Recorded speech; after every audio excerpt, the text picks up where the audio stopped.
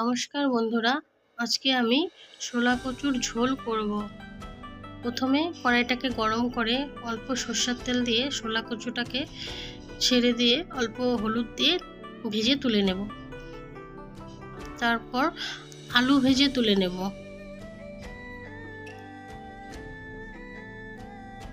কড়াইতে অল্প সরষের তেল দিয়ে জিরে তেজপাতা ফোড়ন দিয়ে দেব। জিরে বাটা, লঙ্কা বাটা, হলুদ গুঁড়ো, লবণ দিয়ে অল্প জল দিয়ে কষিয়ে নেব।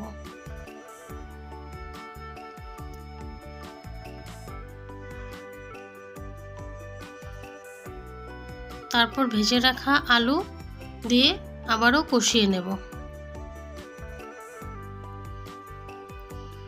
তারপর শোলা কচু ভেজে রাখা দিয়ে দেব, সেটাকেও কষিয়ে নেব।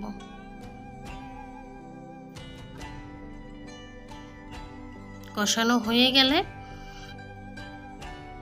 অল্প জল দিয়ে দেব।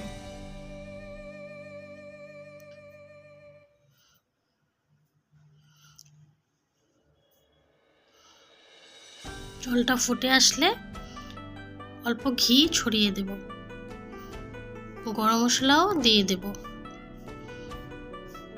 রেডি আমার শোলা কচুর ঝোল। নমস্কার বন্ধুরা, আমার ভিডিও যদি ভালো লেগে থাকে like, comment, share, subscribe, follow করে দিন।